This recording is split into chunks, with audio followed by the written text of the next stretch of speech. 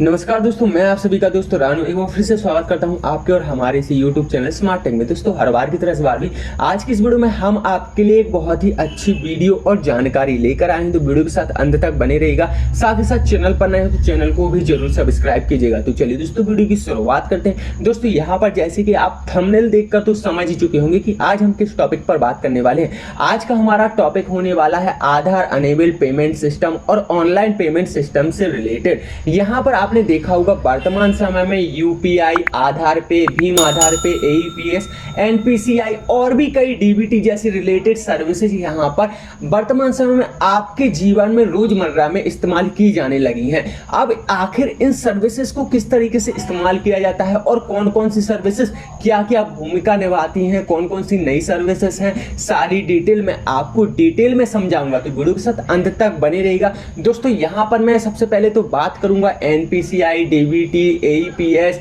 और online payment systems के बारे में। यहां पर सबसे पहले तो आपको समझना जरूरी है कि 2022 में आज के दौर में डिजिटल इंडिया बनता जा रहा है। तो यहां पर गवर्नमेंट चाहती है कि सभी ट्रांजैक्शन, जितनी भी ऑनलाइन पेमेंट के ट्रांजैक्शन किए जाएं, वो डिजिटलाइजेशन के दौरान ही किए जाएं। मतलब कि आप अपने मोबाइल से करें या फिर अगर आपकी कोई सब्सिडी वगैरह मिलती है तो वो ऑनलाइन ऑटोमेटिक ही आ जाए बिना अकाउंट के। तो यहां पर आखिर ये सब माजरा है क्या और किस तरीके से काम करता है। तो यहाँ पर सबसे पहले तो हम बात करते हैं एनपीसीआई के बारे में। आपने एनपीसीआई का नाम सुन रखा होगा। यहाँ पर एनपीसीआई आखिर है क्या, तो सबसे पहले तो हम यहाँ पर जाने लेते हैं एनपीसीआई क्या है। देखिए, एनपीसीआई का फुल फॉर्म यहाँ पर दिया गया है national payment corporation of India.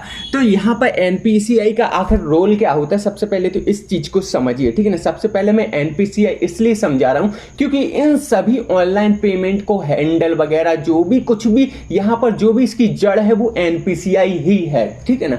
तो यहां पर सबसे पहले आपको एनपीसीआई को ही समझना पड़ेगा। अब यहां पर बात करते हैं एनपीसीआई आखिर है क्या। तो जैसे कि आपने देखा होगा कि हमारे इंडिया में जितनी भी बैंक हैं, state bank, union bank, Punjab national bank, जितनी भी ऑल इंडिया में जितनी भी बैंक है, सभी के सभी बैंक आरबीआई के अंडर में काम करते हैं, ठीक है ना। तो यहाँ पर उसी तरीके से जितनी भी तरह की ऑनलाइन पेमेंट होती है डिजिटलाइजेशन के दौरान, जितनी भी अभी वर्तमान समय में आज से 5 साल पहले स्टार्ट की गई है ऑनलाइन पेमेंट्स की सर्विसेज, फिर चाहे वो यूपीआई हो, भीम आधार पे हो, एईपीएस हो, कुछ भी यहाँ पर ऑनलाइन पेमेंट सर्विस हो, वो एनपीसीआई हैंडल करता है, ठीक है ना।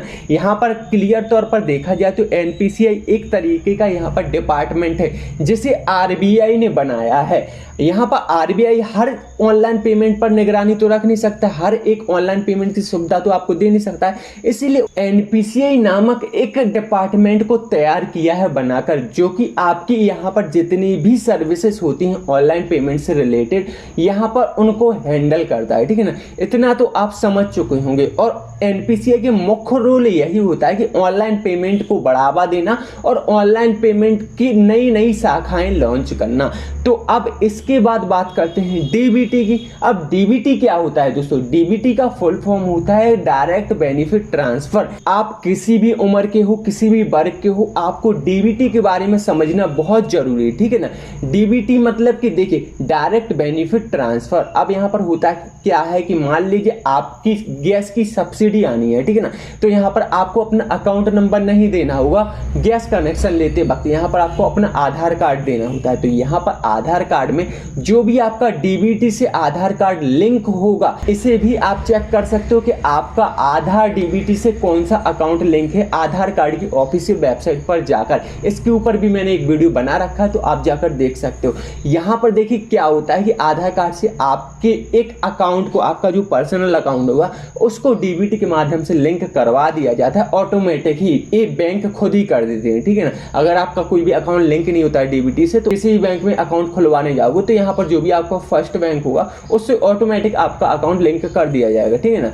तो यहाँ पर कुछ इस तरीके से होता है कि अगर आपका एक बार आधार कार्ड से अकाउंट लिंक हो गया, मतलब कि बैंक वालों ने खुद से ही कर दिया, तो यहाँ पर आपका जो भी सब्सिडी वगैरह का पैसा होगा, जो भी स्कॉलरशिप स्कॉलरशिप का पैसा होगा, जो भी यहाँ पर किसान सम्मान निधि का, जो भी आपका गवर्नमेंट का कोई भी पैसा होगा, तो वो ऑटोमेटिक बिना आपके पासबुक, बिना आपके अकाउंट नंबर, बिना आपके IFSC कोड के डायरेक्ट आपके आधार कार्ड नंबर के थ्रू यहाँ पर आपके अकाउंट में सेंड कर दिया जाएगा, ठीक है ना। अब यहाँ पर DBT तो आप लोग समझ चुके होंगे। अब यहाँ पर और भी कई ऐसी सर्विसेज हैं, जैसे कि यहाँ पर आप देख पा रहे होंगे भीम आधार पे। अब भीम आधार पे क्या है, तो यहाँ पर मैं आपको बता दूं, देखिए भीम आधार पे यहाँ पर आपको एक एडिशनल में सुविधा दी गई। यहाँ पर होता क्या है कि जैसे मान लीजिए आप एक मार्चेंट हो, दुकानदार हो, ठीक है ना, और आपको कस्टमर से पैसे चाहिए, तो यहाँ पर आप क्या करोगे, आप अपने बैंक के नाम का एक भीम आधार पे, एग्जाम्पल के तौर पर आपका SBI में अकाउंट है, तो आप यहाँ पर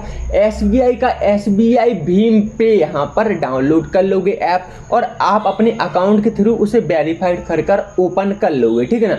ओपन करने के बाद आप चाहो तो उस कस्टमर को बायोमेट्रिक अंगूठे के थ्रू यहाँ पर कस्टमर की मैक्सिमम 2000 रुपए तक विड्रॉल कर सकते हो, ठीक है ना। ये भीम पे होता है, भीम पे अलग होता है और APS अलग होता है। अब यहाँ पर आप लोग बोलोगे सर मैं तो ऑनलाइन की शॉप पर जाता हूँ, तो वो लोग तो यहाँ पर 10,000 रुपए तक मेरे विड्रॉल कर देते। तो यहाँ पर मैं आपको बता दूं कि ऑनलाइन शॉप वाले वो आपका APS सर्विस लिए रहते हैं, तभी जाकर यहाँ पर आपके 10,000 तक विड्रॉल करते हैं। लेकिन जो भीम आधार पे है वो हर इंसान के लिए फ्री दी गई है यहाँ पर सर्विस। आप अपने एंड्रॉयड मोबाइल पर भी इसका इस्तेमाल कर सकते हो। अधिक जानकारी के लिए इस पर भी मैंने एक वीडियो बनाकर रखा है, तो आप मेरे चैनल पर जाकर यहाँ पर चेक कर सकते हो कि ये भीम आधार पे होता गया है, ठीक है ना। तो अब यहाँ पर बात करते हैं APS के बारे में। तो यहाँ पर APS का मैं शॉर्टकट में आपको बता दूं कि APS सिर्फ ऑनलाइन शॉप वालों के लिए ही ये सुविधा है जिनको यहाँ पर आधार कार्ड के थ्रू पैसे निकालने की सुविधा दी जाती है, और साथ ही साथ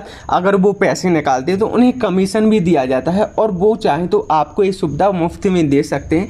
लेकिन मार्केट में क्या होने लगा है कि 1000 रुपये पर 10 रुपये लिए जाते हैं, मतलब कि 1% आपसे चार्ज लिया जाता है। लेकिन APS का ऐसा कोई रोल नहीं है। गवर्नमेंट APS धारकों को यहाँ पर उल्टा कमीशन देता है। तो यहाँ पर आप कोशिश कीजिएगा मार्केट में जाकर, अगर आप APS अंगूठे के थ्रू, आधार कार्ड के थ्रू पैसा विड्रॉल करवाते हैं, तो उनसे बोलिए कि सर पैसे नहीं दूंगा मैं, क्योंकि आपको ऑलरेडी यहाँ पर कमीशन दिया जाता है, ठीक है ना। इसके बाद यहाँ पर अब बात करते हैं UPI तो आप लोग सभी जानते ही होंगे कि UPI पेटीएम, फ़ोनपे, गूगल पे, यहाँ पर इन सब ये ऐपों में यहाँ पर UPI का इस्तेमाल किया जाता है। UPI के लिए आपके पास ATM का होना ज़रूरी है।